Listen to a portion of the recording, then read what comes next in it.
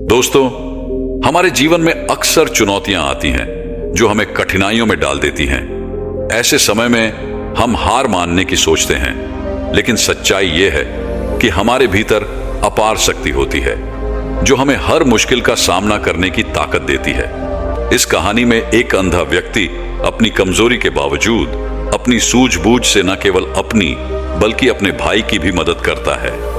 यह हमें यह सिखाता है कि हमारे शारीरिक या मानसिक सीमाएं हमें रोक नहीं सकती जब तक कि हम अपनी सोच को सीमित नहीं करते। अगर हम अपने अंदर की ताकत को पहचानें और परिस्थितियों का समझदारी से सामना करें तो हम किसी भी बाधा को पार कर सकते हैं। जीवन हमें चुनौतियों के साथ ही उन चुनौतियों का सामना करने की क्षमता भी देता है। बस जरूरत है उस शक्ति को पहचानने और उसे सही दिशा में उपयोग करने की। बहुत समय पहले की बात है। एक छोटा सा गांव था। उस गांव में दो भाई रहा करते थे। बड़ा भाई अंधा था, जिस कारण वह हमेशा घर पर ही बैठा रहता था, और छोटा भाई खेती किया करता था। लेकिन खेतों में अधिक जानवर आने से पूरी फसलें नष्ट हो जाती थीं, जिस कारण छोटा भाई बहुत परेशान हो चुका था। तभी उसे एक तरकीब सूझी। एक दिन उसने सोचा कि खेतों में से इन जानवर को भगाने के लिए क्यों ना मैं अपने बड़े भाई की मदद लूं। वैसे भी बड़े भाई अंधे हैं। अगर वह खेत में बैठे रहेंगे और जानवरों की आहट आने पर वो उन्हें जोर से चिल्लाकर भगा सकते हैं, जिससे हमारी फसलें बच जाएंगी। इसीलिए उन्हें मैं खेत में बिठा देता हूं। यह सब सोच विचार करने के बाद उसने अपने खेत में ही एक छोटी सी झोपड़ी तैयार की और अपने अंधे भाई को उस खेत में बिठा दिया और उनसे कहा, भैया, यदि कोई जानवर की आहट आपको सुने दे तो आप जोर जोर से चिल्लाना। यह सुनकर वो जानवर यहां से भाग जाएंगे और हमारी फसलें नष्ट होने से बच जाएगी। बड़ा भाई अपने छोटे भाई की बात मान लेता है और वो उस दिन से खेत में ही रहना शुरू कर देता है। जब भी किसी जानवर की आहट उसे सुनाई देती तो वो तुरंत जोर जोर से चिल्लाना शुरू कर देता, जिससे वो जानवर उसके खेतों से भाग जाते थे। ऐसा करते करते कई दिन बीत चुके थे। तभी एक दिन उसके खेत में एक हिरण भगता हुआ आता है और वह खेत के बांध को तोड़कर वहां से भाग गया। लेकिन इस हिरण का पीछा करते हुए एक राजा भी उस खेत में आ पहुंचे। तभी राजा की नजर उस अंधे भाई पर पड़ती है। राजा उस व्यक्ति से कहता है, देखो, मैं यहां पर एक जानवर का पीछा करते हुए आया हूं। क्या तुमने उस जानवर को यहां पर देखा है? इस पर वो व्यक्ति कहता है, हे राजन, मैं तो अंधा हूं। मैं भला किसी जानवर को कैसे देख सकता हूं? लेकिन मैं आपको इतना जरूर बता सकता हूं कि जो जानवर मेरे खेतों से होकर भागा है वो आपके लायक नहीं है। आप उसके पीछे अपना समय यूं ही बर्बाद कर रहे हैं। राजा उस अंधे व्यक्ति की बात सुनकर बड़ा अचरज में पड़ गया। वो ये सोचने लगा कि आखिर यह तो अंधा है, फिर इसे कैसे पता कि जिस हिरण को मैं तलाश रहा हूं वह हिरण मेरे लायक है ही नहीं। यह अंधा व्यक्ति मुझे कैसे बता सकता है? तभी राजा उस अंधे व्यक्ति से कहता है, कहीं तुम मुझे झूठ तो नहीं कह रहे हो? एक तरफ तुम यह कहते हो कि तुम अंधे हो और दूसरी तरफ तुम यह भी कह रहे हो कि जो जानवर यहां से भागा है वह मेरे लायक नहीं है। इस पर वो अंधा व्यक्ति कहता है, हे राजा, जिसे आप एक हिरण समझ रहे हैं, असल में वो एक हिरण नहीं है बल्कि एक हिरणी है, और वो भी गर्भवती है। और जहां तक मुझे ज्ञान है, मैंने कभी किसी राजा को किसी गर्भवती हिरणी का शिकार करते हुए नहीं सुना है। और इसी कारण मैं आपसे यह कह रहा हूं कि वह हिरणी आपके लायक नहीं है। आप उसके पीछे अपना समय व्यर्थ न करें। यह सुनकर राजा और भी अचरज में पड़ गया। वो ये सोचने लगा कि आखिर यह अंधा आदमी यह कैसे जान सकता है कि वो हिरणी है और गर्भवती भी है। राजा कुछ देर सोच विचार करने के बाद अपने सेनापति से कहता है, सेनापति जी, मुझे वो जानवर जिंदा चाहिए, क्योंकि मुझे यह पता करना है क्या वह हिरणी है और क्या वह गर्भवती है। अंधा आदमी बहुत विश्वास के साथ कह रहा है और मुझे इस बात की पुष्टि करनी है। यदि वह हिरणी हुई और गर्भवती हुई तो वह हमारे शिकार के लायक नहीं है, क्योंकि हम तो एक हिरण का पीछा कर रहे थे। इसलिए जाओ और पता करो कि क्या वो हिरणी है। सेनापति राजा से आज्ञा लेकर आगे की ओर बढ़ चला और कुछ देर बाद जब वह वापस लौटकर आता है तो वह राजा को कहता है, हे राजन, इस अंधे आदमी ने जो भी बातें कही हैं वो बिल्कुल सही हैं। वो एक हिरणी ही है और वह गर्भवती भी है। यह सुनकर राजा आश्चर्यचकित रह गया। उसे समझ नहीं आ रहा था कि आखिर अंधा आदमी कैसे पता कर सकता है कि वह जानवर एक हिरनी है, और तो और वह गर्भवती है। भला एक अंधा आदमी यह कैसे देख सकता है? यह कैसे जान सकता है? आखिर इसे यह कैसे पता चला? ऐसे कई सारे प्रश्न राजा के मन में उठने लगे। अब राजा ने यह ठान लिया था कि मुझे इस बात की तह तक पहुंचाना ही है कि आखिर यह अंधा आदमी कैसे जानता है कि वह जानवर एक हिरनी है।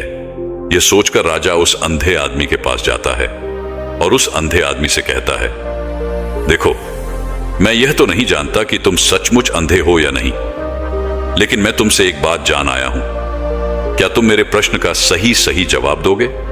इस पर अंधा व्यक्ति कहता है, हे राजन, आप जो कुछ पूछना चाहते हैं मुझे पूछ सकते हैं, मैं आपको बिल्कुल सच जवाब दूंगा।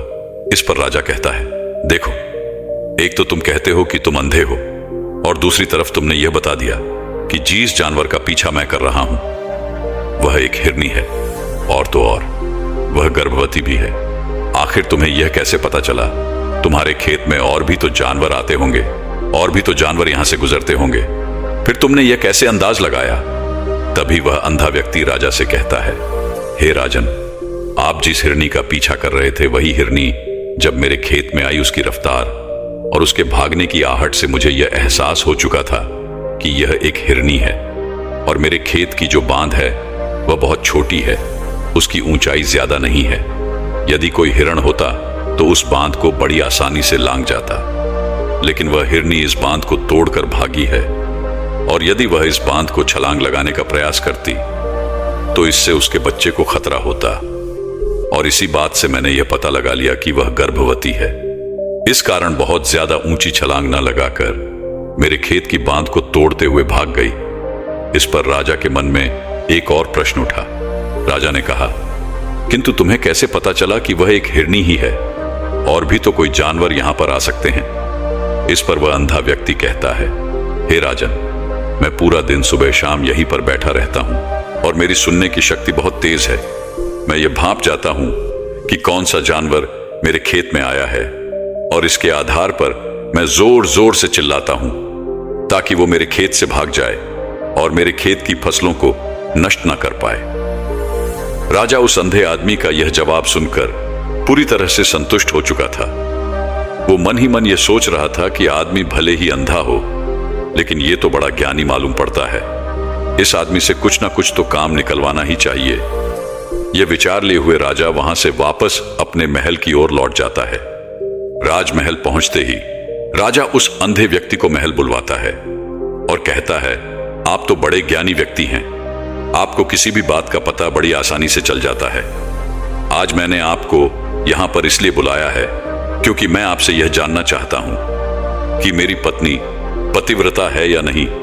इस पर वो अंधा व्यक्ति कहता है, हे राजन, यह कैसा प्रश्न हुआ? इस पर राजा कहता है, मैंने आपसे बिल्कुल उचित प्रश्न किया है, मुझे इस प्रश्न का उत्तर दीजिए। इस पर वो अंधा व्यक्ति कहता है, हे राजन, ये सारी बातें जाने दीजिए। आपकी शादी को इतने साल बीत चुके हैं और अब आप यह बात क्यों जानना चाहते हैं? आपके मन में ऐसे प्रश्न क्यों उठ रहे हैं? इस पर राजा जिद करते हुए कहता है, देखिए, आपको मुझे इस प्रश्न का उत्तर तो देना ही होगा। यदि आप मुझे इस प्रश्न का उत्तर नहीं देंगे तो मैं आपको मृत्यु दंड दे दूंगा। राजा के मुख से यह बात सुनकर वह अंधा व्यक्ति कहता है, हे राजन, यदि आप इस प्रश्न का उत्तर चाहते हैं तो उसके लिए आपको मेरा एक काम करना होगा। राजा कहता है, बोलो, मुझे क्या काम करना होगा? इस पर व्यक्ति कहता है, इसके लिए आपकी पत्नी को मेरे साथ कमरे में अकेले छोड़ना होगा। उस अंधे व्यक्ति की यह बात सुनकर राजा पहले तो क्रोधित हो जाता है, लेकिन फिर कुछ सोच विचार करने के बाद वह उस व्यक्ति की बात मान लेता है और अपने सेनापति को आदेश देता है, सेनापति जी, इस व्यक्ति को मेरी पत्नी को एक कमरे में कुछ देर के लिए अकेला छोड़ दे। सेनापति बिल्कुल वैसा ही करता है। अब राजा की पत्नी और अंधा आदमी एक कमरे में बंद हो चुके होते हैं। तभी वो अंधा आदमी राजा की पत्नी से कहता है, मुझे आपको छूना है। इस बात पर रानी अत्यधिक क्रोधित हो जाती है और उस अंधे आदमी को वो पकड़ पकड़ कर पीटने लगती है, कभी हाथों से तो कभी लातों से तो कभी पटक पटक कर। इस तरह से उन्होंने उस अंधे आदमी की खूब पिटाई की। उसके बाद किसी तरह से वह अंधा आदमी अपनी जान बचाकर वहां से भाग निकलता है। और वह राजा के पास पहुंचता है और वह राजा से कहता है, हे राजन, आपकी पत्नी पतिव्रता नहीं है। यह बात सुनकर राजा अत्यधिक क्रोधित हो उठता है और राजा अपनी तलवार निकालकर सीधा अपनी पत्नी की ओर जाता है और क्रोधित होकर वह अपनी रानी से कहता है, रानी जी, आज मैं जो भी सवाल आपसे करने वाला हूं उसका मुझे सच सच जवाब दीजिएगा, और यदि आपने एक शब्द भी झूठ कहा तो मैं आपका अभी के अभी सर धड़ से अलग कर दूंगा।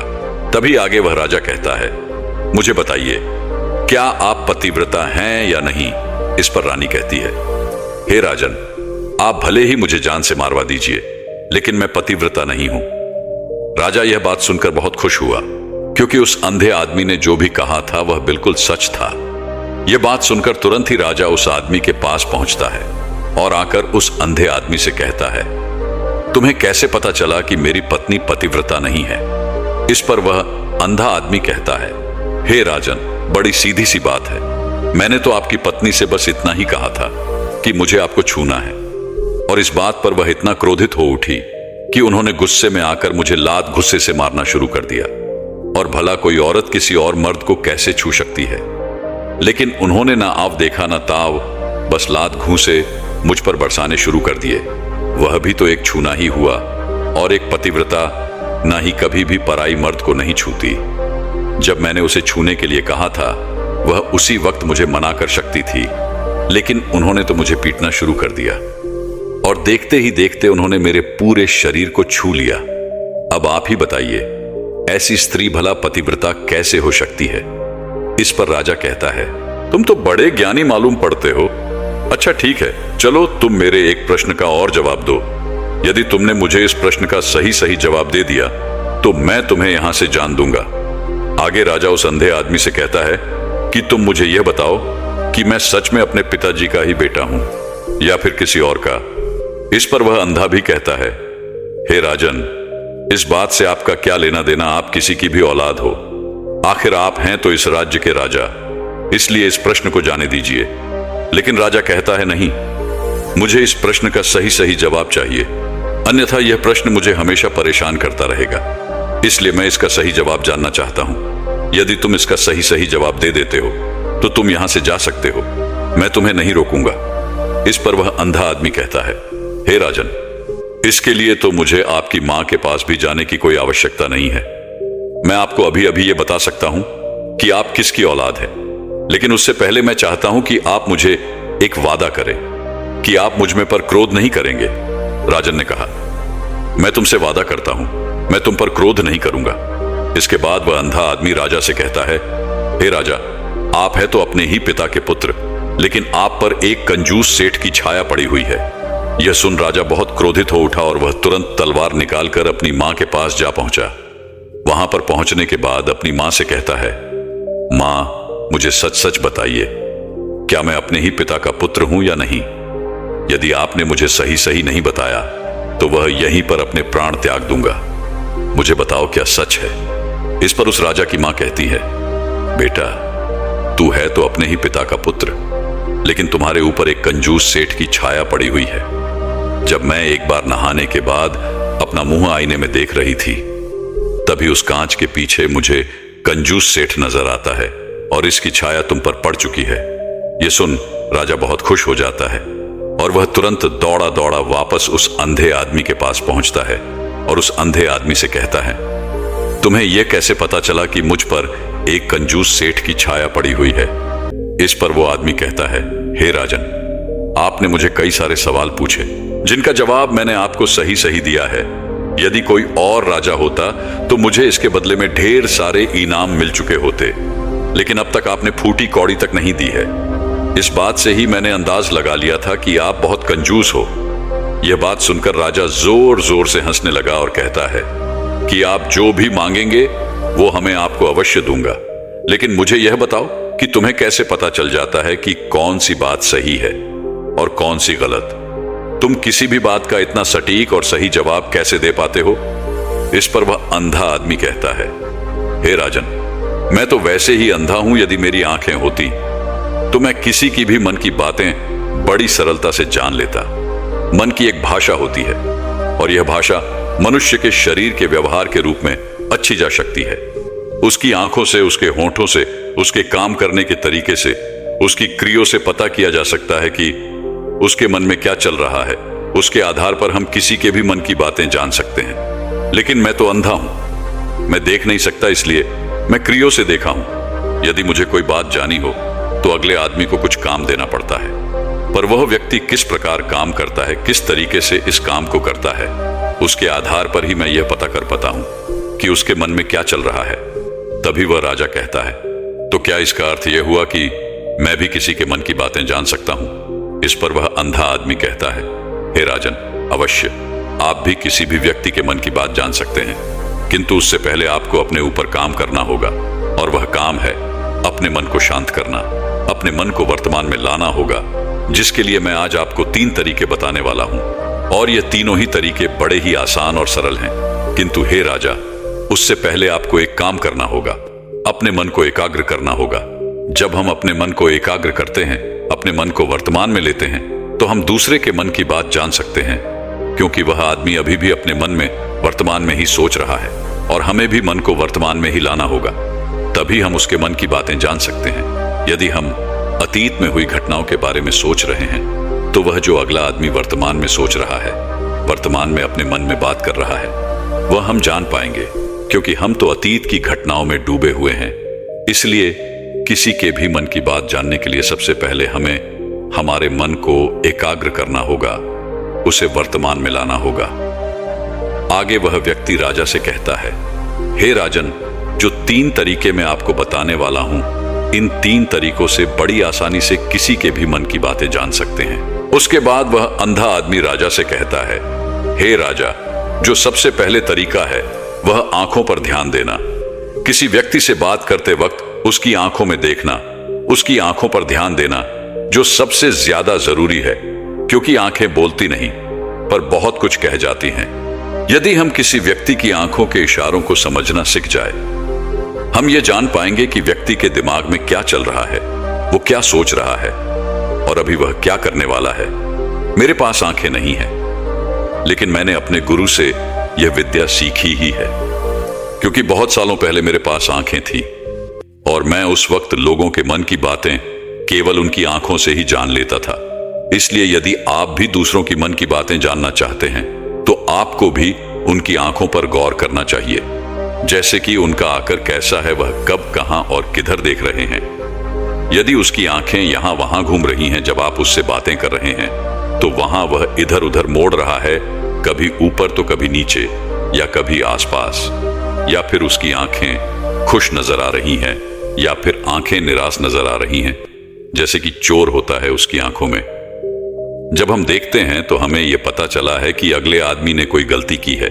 ठीक इस प्रकार जब हम किसी चालक व्यक्ति की आंखों में देखते हैं, तो आपको पता चलेगा कि उसकी आंखों में एक भाषा होती है, एक बहुत ही सीधा और आसान तरीका होता है।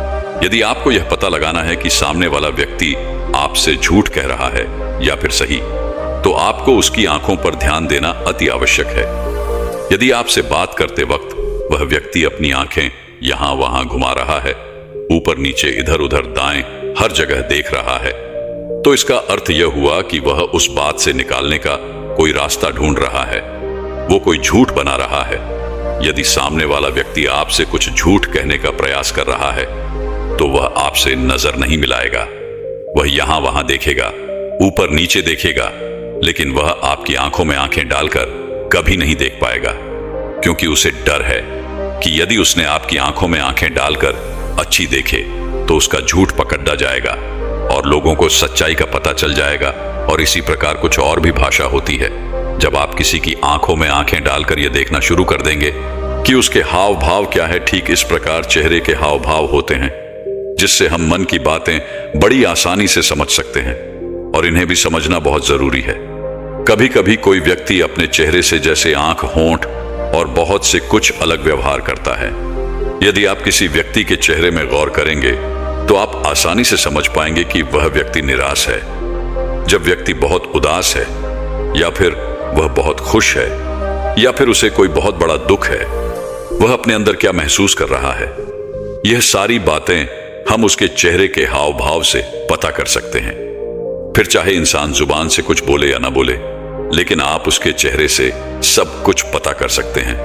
आगे व्यक्ति राजा से तीसरा तरीका बताते हुए कहता है, हे राजन, इसी प्रकार तीसरी भाषा भी है, अर्थात तीसरा तरीका भी है, और वह है हाथों के इशारे और शरीर का व्यवहार। मन की बात समझने के लिए हमें हाथ के इशारे और शरीर के व्यवहार को समझना बहुत आवश्यक है। कोई व्यक्ति जब बात करता है तो आपने देखा होगा कि वो अपने हाथों को हिलाता रहता है, अपने हाथों से इशारा करता रहता है।